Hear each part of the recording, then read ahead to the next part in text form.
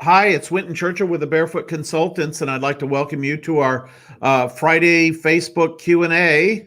I see some folks are streaming into the room there. That's great. We'd like to welcome also all the people that watch this on the playback mode. And a lot of times these things don't necessarily fit into the schedule we have that you have. We understand that, and so we post everything here, and we keep the links here in the message area. So as we're uh, talking about things in the live session, we're posting things of relevance in the chat window.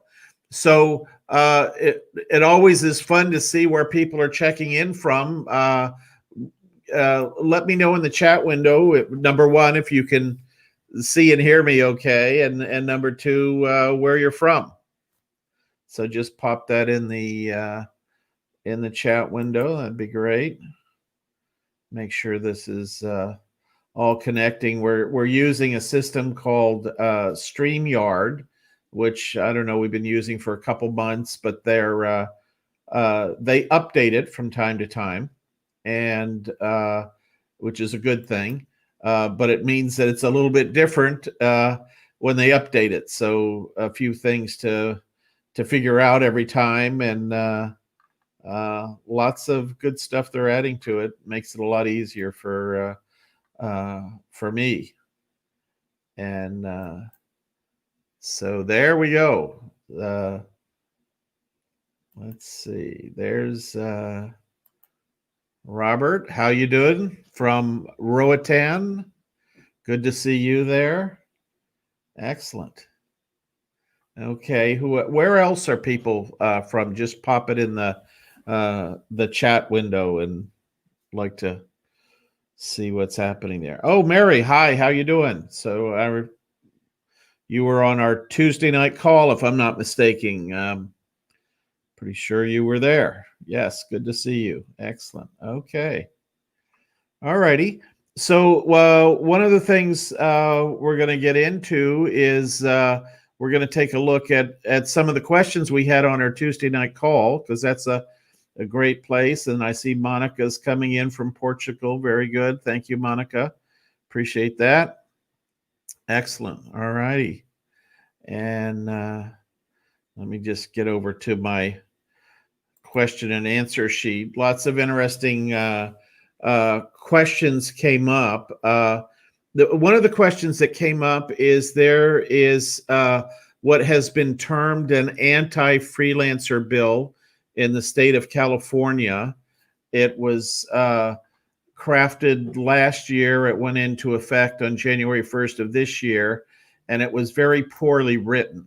It was basically designed to garner taxes from Uber drivers and Lyft drivers, but it basically made it illegal under many circumstances to work as a freelancer in California. And immediately, many different problems surfaced with the bill. It turns out that freelancing is not a new thing. The entire motion picture industry is comprised basically of freelancers that go from movie to movie to movie. The broadcast television is frequently freelancers that go from project to project to project. Truck drivers are freelancers in the state of California. People that work on fishing boats or charter services are freelancers, and so the bill created all these problems, especially for journalists. A lot of journalists write articles for different publications. That's how you kind of make a living as an independent journalist these days, and it's a very popular thing to do. Lots of people doing that. And what the state of California was basically saying is that if you're a freelancer, you're not a freelancer because you want to be a freelancer. You're a freelancer because you're you can't get a real job. So this job wanted you to pick, of the people that you freelance for, one of those and become an employer of that particular organization. And of course, that's kind of a foolish way to to do that. Oh, hi, Randy. Good to see you. Welcome. And Joel, good to see you. How you doing? Coming in from Colorado. That's great. Okay. Yes, and so the good news is that there was a ruling in the I think it was the California Supreme Court where they've granted many exemptions, and they basically took a lot of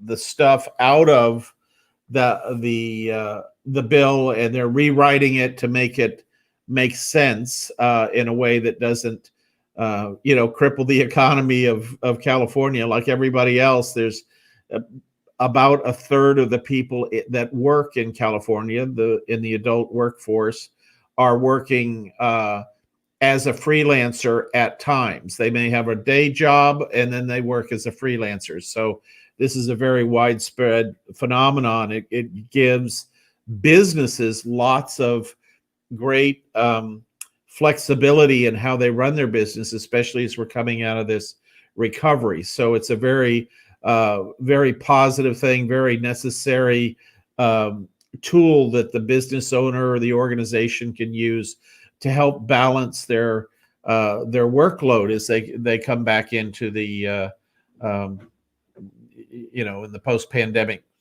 situation. So very good, very good. So all righty. Let's see, taking a look at a few more questions here.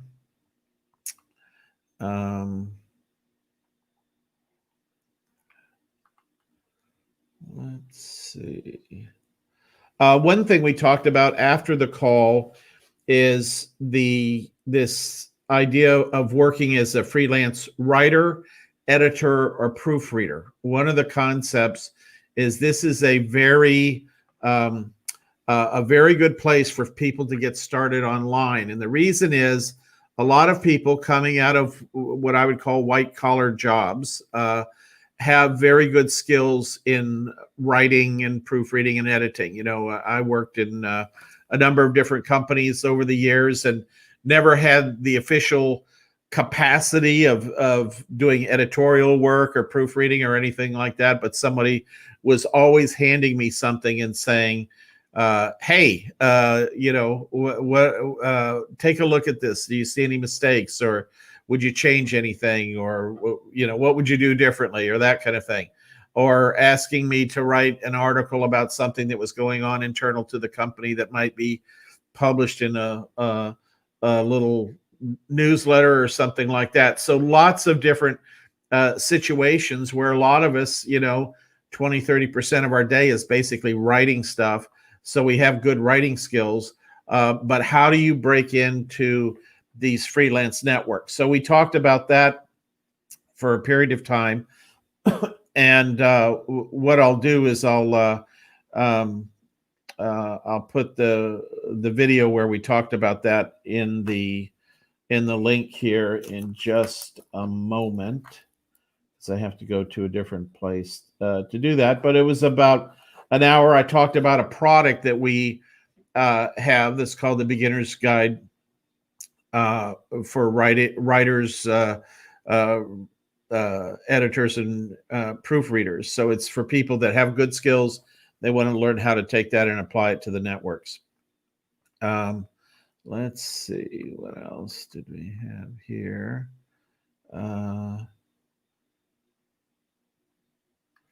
Okay.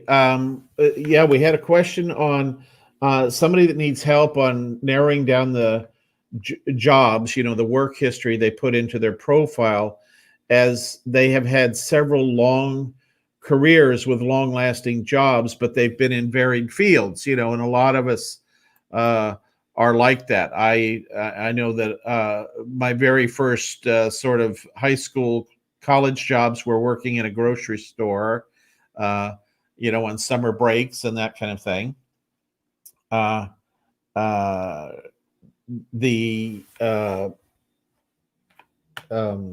So that's, job one. And then the second one, I think I worked for a large department store uh, managing a department and buying inventory for them.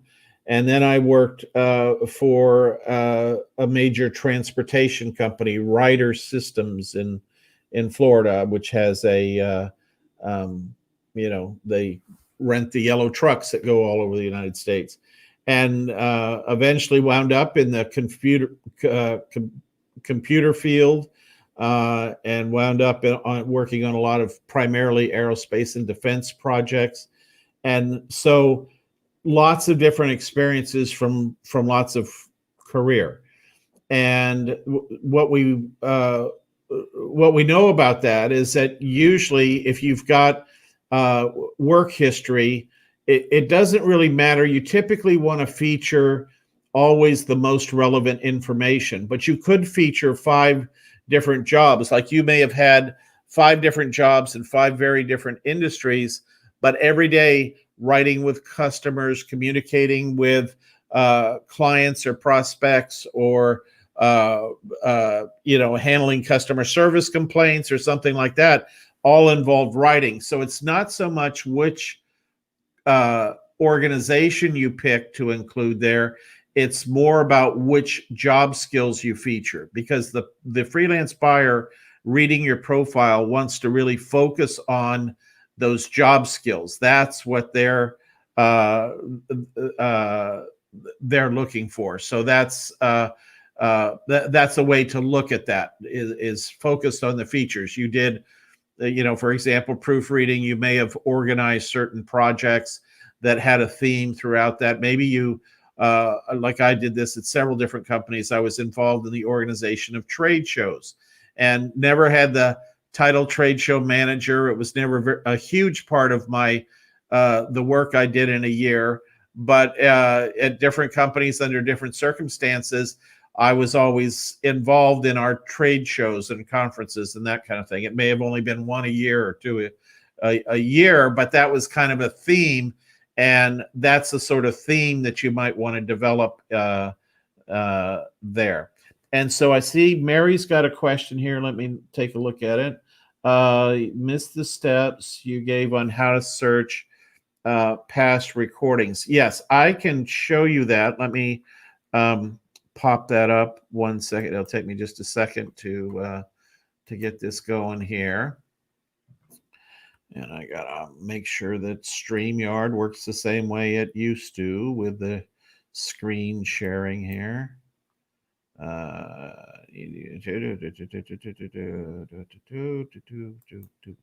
Okay. And now we're going to share a Chrome tab. We're going to share an application window. Here we go. There.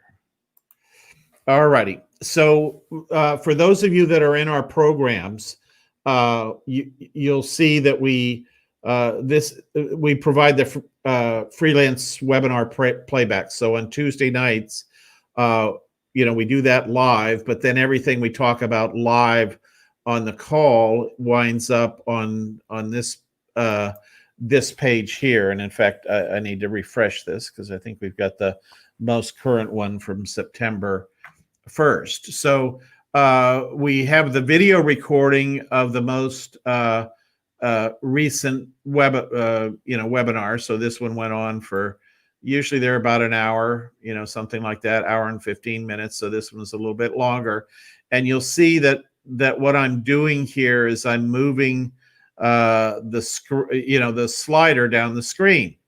And one of the ways that you might want to use that is down here, we put the timestamp on for where we discussed different things as we began, as we did our presentation, went through that.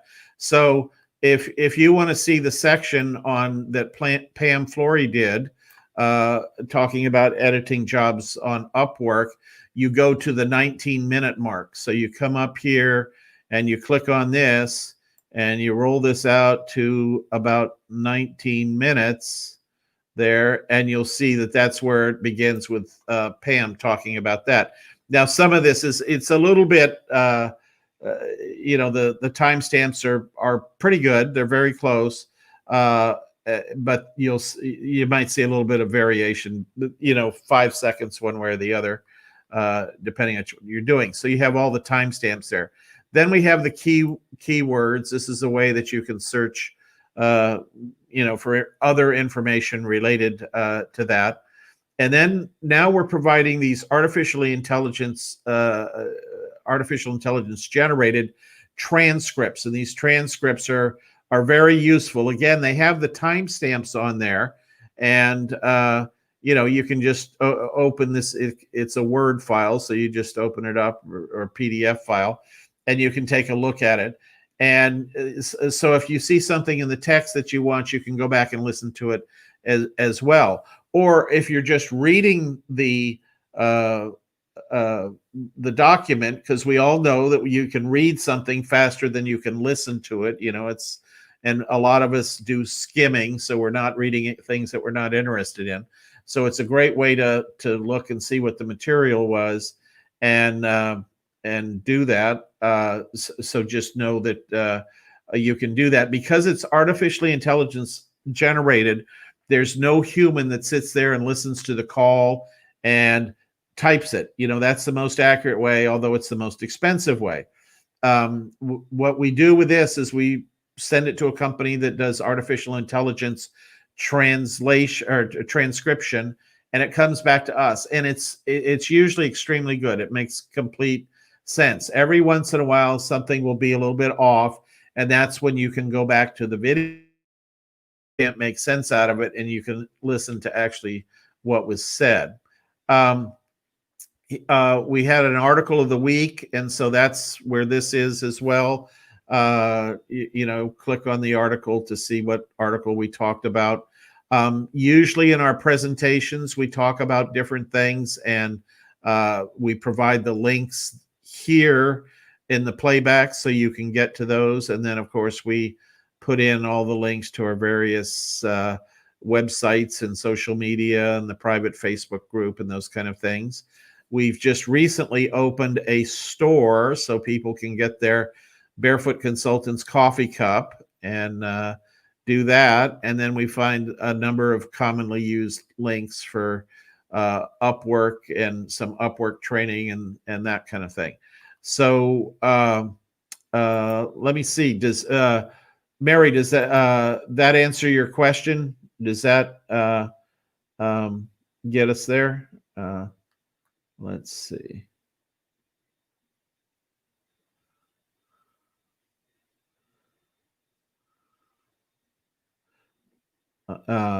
And I'll let you just type yes or no, or other explanation you might want. Let's see here. And then you had a question, is there a way to disguise not having completed a college degree? I was able to only finish 3 years, but had a wonderful professional career as a film script supervisor, which certainly has transferable skills.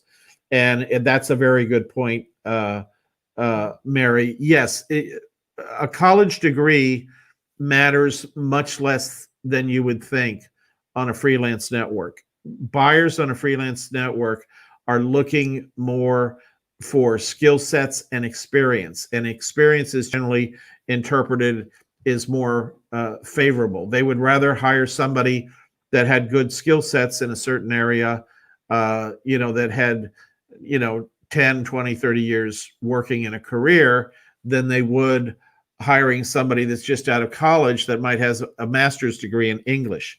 And so there's, and I wouldn't call it disguise as much as put the best foot forward. So what you do is you put your educational institution down, and this applies across a lot of these different networks. Some of them do it a little bit differently, but you put your educational institution down, you put the degree program that you were in, and then it asks you a question: Did you get a degree? Yes or no? Well, you can say no, but in the written part that you can add your emphasis and make comments, you say completed 3 years of a program, and these are some of the topics that I studied. and that kind of thing. And then so it's accentuate the positive of what did happen there. If you spent 3 years in say pursuing a degree in English or English literature or something like that, you're going to know a lot more about that topic than most people out there walking around, just by virtue of the fact that you spent 3 years studying that. And that's the important thing to realize. And then it's equally important to emphasize how you use those skills throughout your career, even if you did not have a job title, like I was talking about earlier, that might be editor or something like that. You can emphasize that you did editing of proposals, you did proofreading of customer correspondence, that kind of thing. So that would do that. Let's see. Here's a question, a good one. Let's see. I have focused on a niche of my background in geriatric healthcare, but I notice that I am burning out in the subject and would rather write about adventures and travel, even if it's local. Do you have any advice on how to deal with burnout on writing about Alzheimer's? Well, just a couple things. I don't know that it's the best advice, but I had a similar situation. I worked in the computer field and a lot in the aerospace and defense field, which is very demanding. It's a very difficult field, lots of travel, lots of doing presentations and questions and answers about very, very complex topics. And you never knew when you walked into a meeting room, you might have 10 or 20 people in there, and some of them were very highly technical people that you could be very specific with, and they wanted to know how things worked. To you would have the other level of people that were sort of at the executive management level, and they were trying to get a big picture of all this, and that creates for a very stressful environment. But what I did, I mean, and certainly many of you have seen the results of this, is that I took all those presentation skills and training skills and writing skills and focused on a different topic that I was passionate about, which was helping people freelance in their retirement as these new networks started emerging. I started this part of the business 13 years ago now, and these networks were just sort of coming into their own at the time. So that's a great way to do that. Having worked with a number of people in our program, I find that if some people just get a little bit of a break, like they work, and this is one of the things that the freelance networks give you a great chance to do, is you can go in and you can work for a month on doing subjects that are interesting to you around your adventures and your travel, and find a few articles to write on there, find a few things. Even if you do proofreading, you're focusing on travel, you're seeing how other people are writing about travel, other people are writing about their adventures, and it's a great way to give your mind a rest. And what I find for many people, it's not so much that they're not interested in the field that they're in, it's just that they've had too much of it, and taking a break can be fabulous. And what I realized, I mean, I sort of threw myself into the Barefoot Consultant situation and obviously created lots of materials initially to get the training program started, and did lots of seminars and webinars and talking to people one-on-one.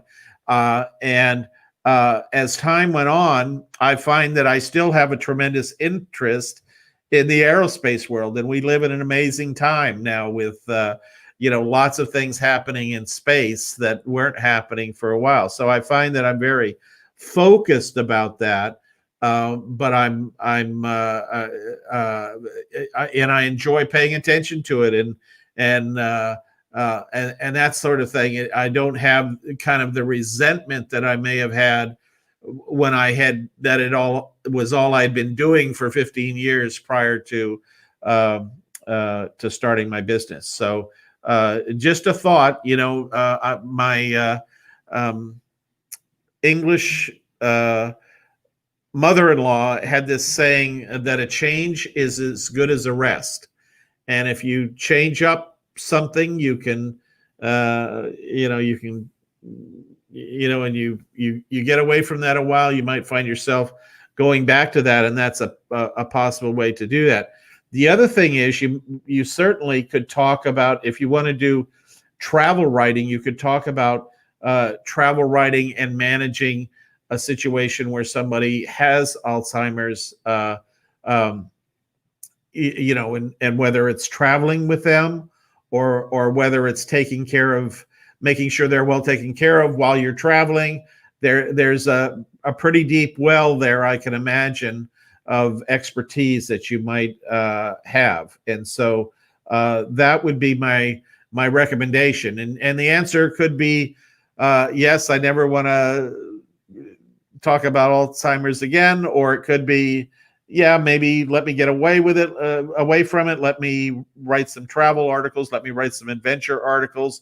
Let me just see how that feels for a while. And then there might be an opportunity to combine that as you go forward in the future. So let me know if that helps. Let's see. So Mary, when you go into the private group, is there a tab to get to the playbacks? And no, the private Facebook group is completely within Facebook, and the other information, the recordings, are on our site. So let me just send you the link to that. So this is the link where you would go, and let's see here.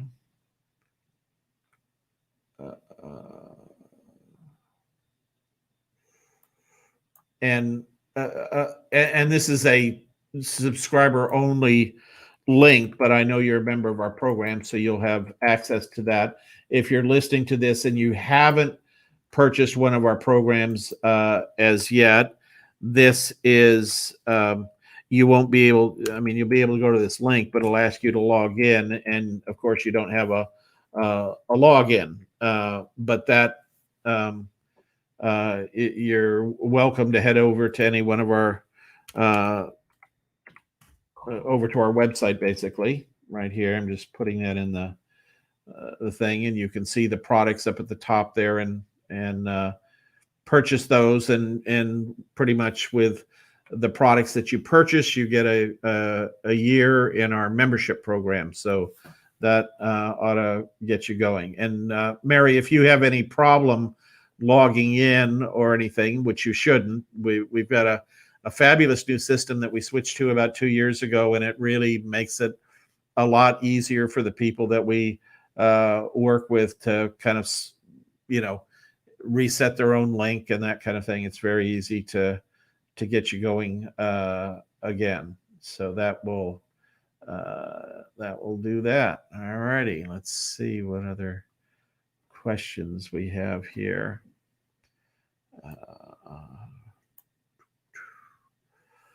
Let's see.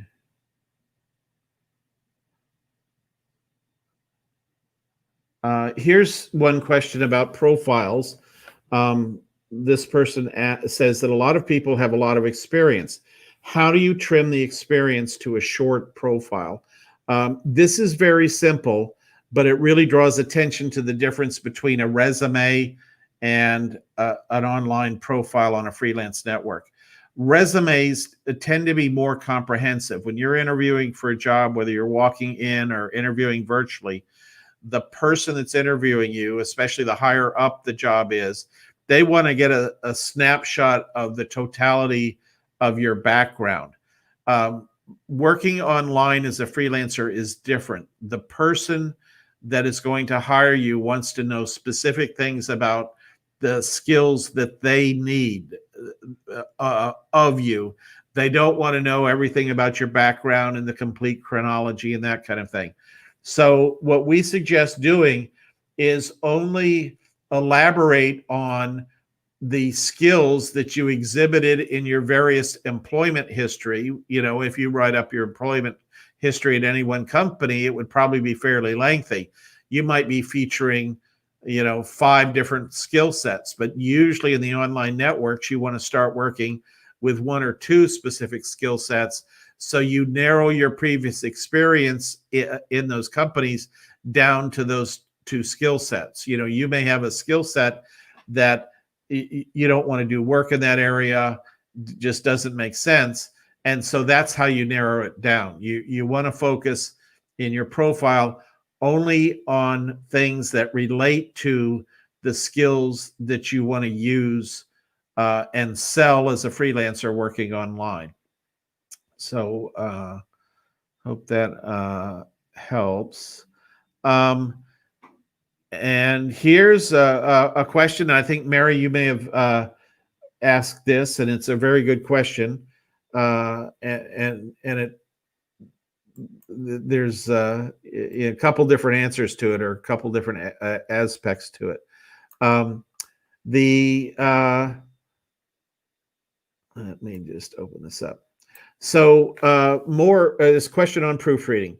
What is the most used style for editing and web content? So if you're going to work in the areas of doing editing and proofreading, the most used style is the conversational style, because most of the writing that you're reviewing is conversational. And we were talking about this on one of our training calls the other day. And let me see if I can find this link, because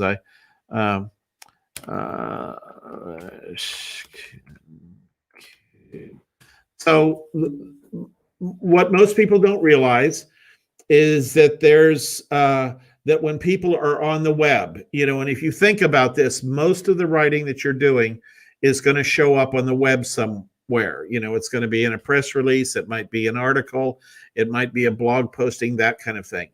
And most people, when they read things on the web, enjoy reading it the best if it's at the 6th to 8th grade level. Now, it doesn't mean people are stupid. It just means that, you know, when they're sitting in their easy chair at home and maybe listening to a TV show a little bit and flipping through their iPad, that they don't like to have to bear down and concentrate on what they're doing. They like just kind of reading breezy information. You know, they're scanning, they're looking for things that catch their eye.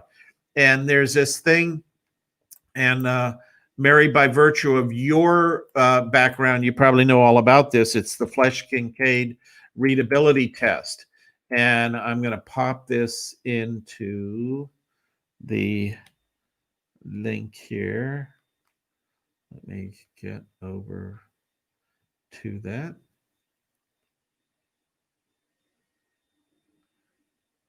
There we go. Readability scales. Pop it in there. I think it's in there. Should be popping up. Well, it says readability scales twice. Let me see if I can do it again. Yes, there it is. Okay, and it popped in twice. All right. So that's that's where you go, and that will explain what this Flesch-Kincaid value is. And there are some great tools to help analyze that. They are built into Microsoft Word. You can go into Microsoft Word and do get a grade number. It'll let me see if I can figure out how MS Word.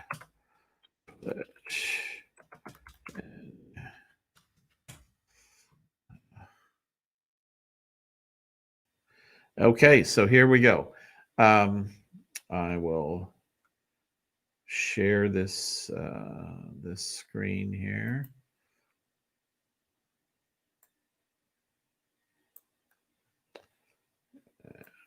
I'll do a Chrome tab. Okay, there we go. So I just Googled how MS Word Flesh Kincaid. That sentence doesn't make any sense, but it's going to bring me, from many years of searching, I know that'll bring me to the information I need to know. So if you're in, and I'm going to pop this in the window so you can get this on this exact page, but you go to File, you go to Options, you select Proofing, and under spelling and grammar and all that kind of stuff, you make sure that the checkbox is ticked to show readability statistics. And what that does is it'll show you this Flesh Kincaid score, among other things. And of course, as you read down here, there's lots of self-education opportunities you can do on Flesh Kincaid. And of course, there's videos on Flesh Kincaid, and lots of good information. So let me get off that, and I will put that right here. And this is some of the stuff that we go through in our product that has to do with the whole proofreading and editing thing. So lots of resources. We're a big proponent of using templates. I know that when I started working on doing writing, for most of my career, I did not do a lot of writing. Worked on proposals from time to time, but for the most part was not, other than emails and just all the correspondence kind of stuff that we all did. And when I first started writing articles, which has been, maybe about 15 years ago now, it took me forever to write a 500-word article, and I said, God, there's got to be an easier way to do this stuff. And I sort of cobbled together my own group of strategies and tactics and tools for doing that. And that's basically what turned into our product that talks about writing and that sort of thing, proofreading and that, because a lot of people come into this, and there are some very good writing programs out there, in my opinion, but they promise how to be a six-figure copywriter, that kind of thing, and that's fine. But in our world, the world of the baby boomer, the world of somebody that doesn't want to go back to work pretty hard at something, you don't want it to be your full-time, all-consuming sort of life. This, I think our approach is better, because to go from not writing much or just not being a published author to all of a sudden making $100,000 a year as a published author is a pretty big leap. And it sets a false expectation for people.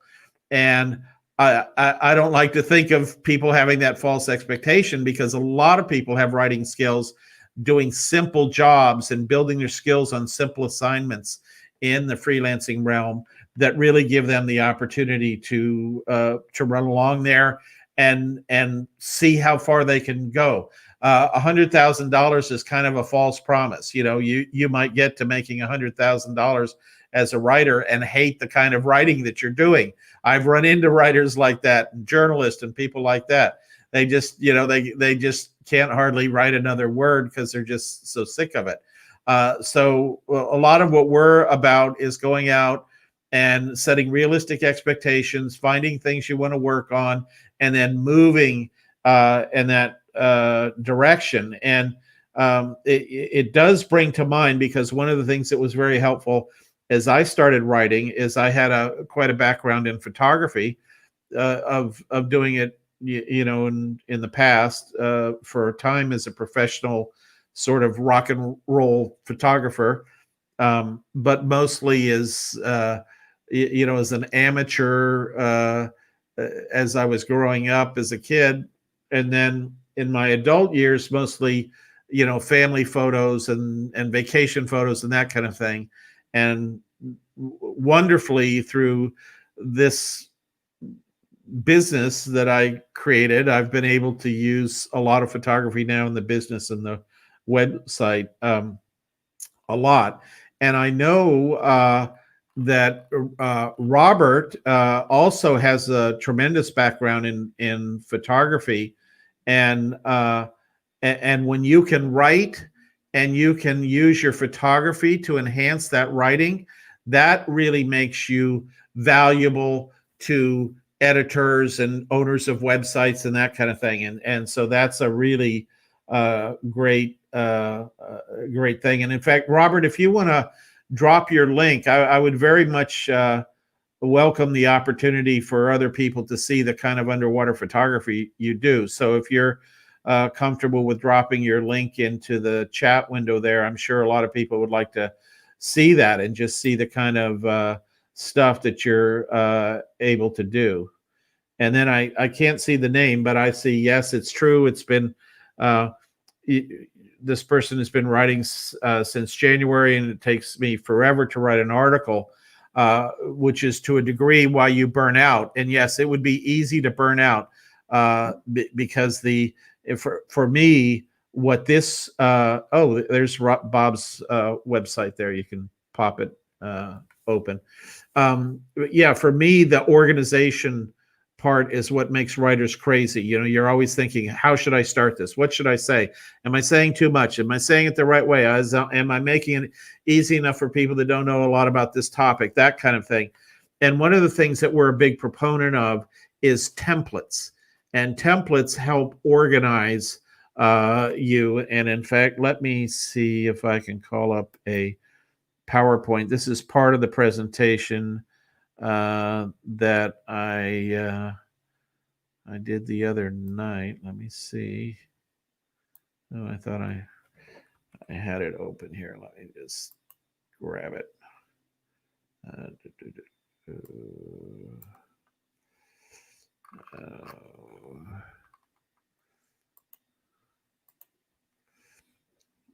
Let's see if I can get this going here.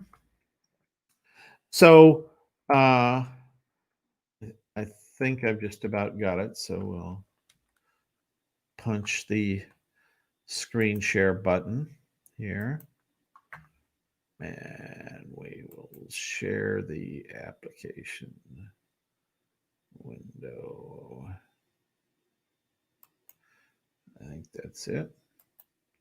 Okay, so one of the great things is there are known types of articles, and if you've never written professionally before, this is one of the things you really have to get used to. But once you get used to it, you find out it really streamlines your writing process. I've had editors, they'll come to me and say, hey, I need a motivational article. Hey, I need a tips article. I need a how-to article. I need an FAQ article. And these are all very specific types of articles, and they have a certain structure to them. And certainly within that structure, there's lots of freedom and flexibility to be creative and effective in ways that you uniquely know how to do that. And so the idea is, if you can start with that template, it's much easier to put the article together. And of course, the other area now is blog posting. And what is blog posting? And blog posting is very similar to social media posts, that kind of thing. And so you're going to have somebody that owns a site that says, hey, I need a series of 12 blog posts that are promotional in nature about this product, or I need a response to a topic posting, or I need a critical blog post where you're critiquing something, or an instructional blog post. So all these are formats, and what this product that we have has is that it has templates for all these different kind of things. So as you're going through and scanning the Upwork job, you see, oh wow, there's somebody's looking for a series of greatest hits blog posts. I have no idea what that is. I can kind of guess, but I'm not really sure. But I'm going to turn to this product over here that has a template or two or three in it that will help me write that greatest hit blog post. So you can typically see an example of a format and an organizational style for greatest hit blog post, and all the other ones on here as well. So let me get back, and if somebody would like to get a hold of that product, we are doing a sale on that for Labor Day. We're taking $100 off the list price of that. So let me get over to that. I hadn't planned to share this on here, but it is such a good thing, and I was really surprised at the high level of interest that we had in people in this product. It's one of our lesser known products, but it's one that, for me, I tell people that I create these products for myself, and then it turns out that other people like them as well, and that's a good thing. But I was just it took me hours and hours to put together an article, and now it's goes a lot more quickly. So here's the thing there. There we go. And Mary has some nice words for Robert there. Congratulations, Robert. Yeah, your photographs are stunning. Just amazing. All righty. So other questions, thoughts, or comments? Usually we make these about 45 minutes, and I'm happy to keep going here if you've got other questions, comments, thoughts that I can help with. So just pop them in the chat window there. Yeah, for the second time today, we're broadcasting on YouTube. The StreamYard software lets us simultaneously broadcast to our public Facebook page, our private Facebook page, and YouTube, which is wonderful because we're able to get this information out to a number of different audiences. So that's a good thing. All righty. Let's see. There was one other slide I wanted to pop up here. Where is that rascal?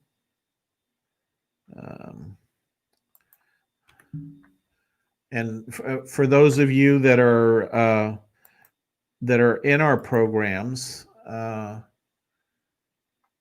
of the challenges we have is helping people understand the totality of the support that is available. And I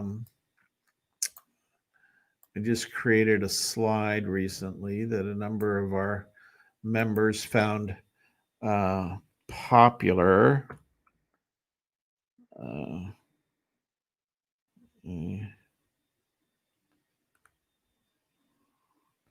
I'm getting the blue circle from Microsoft Windows. Not sure what that means.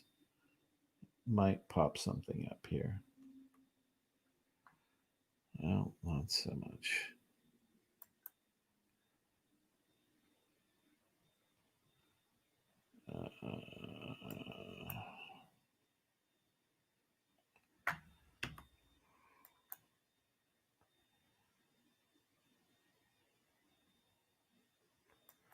All right, I'm gonna have to restart that guy.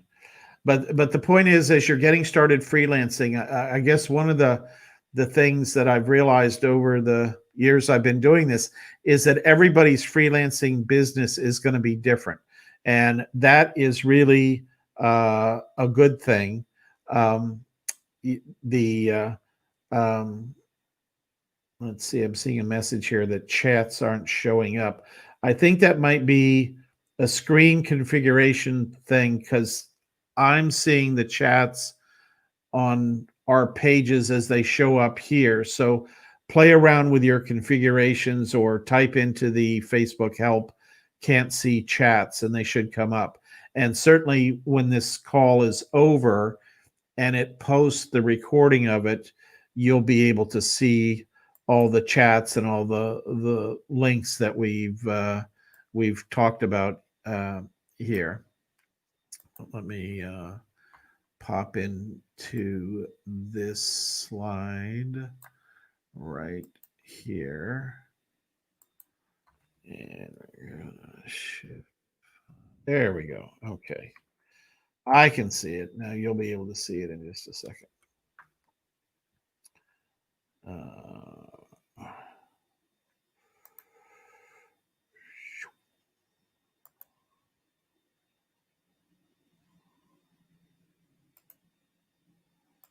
There we go. So between our get-togethers on Tuesday night for the members of our program, of course, on this Friday call is at no additional charge, but we have lots of ways for you to get support. We have our coaches who are always answering questions, many times one-on-one on a phone call or in our private Facebook group. Obviously, we do these calls on Fridays and talk about pretty much any subject related to freelancing. You can now go to our webpage, and we have chat on the webpage. So if you're in the webpage, you can get questions answered there. This is at the bottom here is the Barefoot Consultants main Facebook page. This woman here in the corner is Margaret. She runs our support, and so she's happy to help you with any questions you might have as you go through a process, or how to get your profile reviews done, that kind of thing. And of course, we have our private Facebook group. So there's lots of tools, until we meet again, whether it's next Tuesday night or next Friday or whatever. For those of you in our programs, there's lots of tools to help you get answers. So really want to encourage you to take advantage of that. And let's see, I think thank you, Mary, for that. That's great. Glad to have you here, and look forward to seeing you Tuesday night. And with that, I'll bring this to a close, and everybody have a great Labor Day weekend, and enjoy your time off. Holiday weekends have a whole different feel to them now that most of us are still kind of locked down or in a somewhat restricted movement mode. But enjoy, and thanks, Rob. Good to that's nice. Good to see you, Randy. Thank you. Very good. All righty. We'll look forward to seeing you all soon. Have a great weekend. Take care.